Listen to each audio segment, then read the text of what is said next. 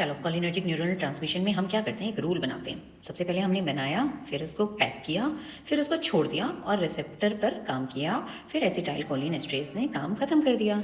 अब सपोज करो बॉडी में एसिटाइल कोलिन का नर्व से रिलीज होना, उसके बाद एक्ट ऑन रिसेप्टर। अब इसी को हम चलते हैं, तोड़ते हैं स्टेप्स में। सबसे पहले सिंथेसिस, मतलब उसने बनाया। नर्व एंडिंग पे क्या हुआ कि कोलिन और एसिटाइल कोएंजाइम में जुड़े और एसिटाइल कोलिन फॉर्म कर दिया। किसकी प्रेजेंस में एंजाइम होता है? Choline acetyl transferase. ठीक है, अब क्या हुआ, जब ये नर्व एंडिंग में हुआ तो इसने ये फॉर्म बन के एक वेसिकल में चला गया। वेसिकल में आपका एसिटाइल कोलिन स्टोर है, तो छोटे पैक में हो गया। तो नर्व एंडिंग पे क्या हुआ, वेसिकल्स में छोटे पैक में स्टोर हो जाता है।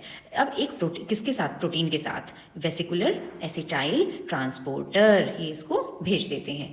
अब क्या हुआ, अब इसका जैसे जैसे टाइम जाएगा या जब भी इम्पल्स आएगी, ये जो वेसिकल है ये हमारे जब नर्व इम्पल्स आएगी तो क्या होगा, कैल्शियम चैनल ओपन हो जाएंगे, बहुत सारा कैल्शियम अंदर जाएगा।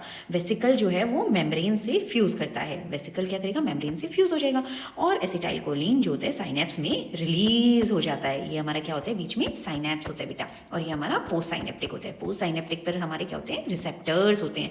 ठीक है, तो ये रिलीज हो गया। अब रिसेप्टर हमारे दो टाइप के होते हैं, आपको पता है, एक निकोटिनिक रिसेप्टर होता है और एक मस्करेनिक रिसेप्टर होते हैं। इसके भी कई पार्ट होते हैं।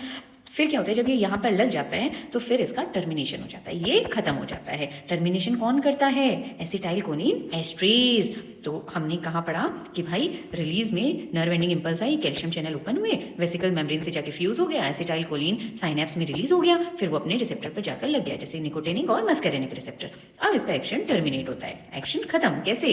एसिटाइल कोलिन ज्यादा देर नहीं टिकता है, तो एसिटाइल कोलिन एस्ट्रेज जो होता है, एक एंजाइम होता है, वो इसको तोड़ देता है। और एसिटाइल कोलिन जो कोलिन और एसिटेट में टूट जाता है, तो कोलिन क्या करता है, वापस से नर्व नर्व में रिसाइकिल होता है।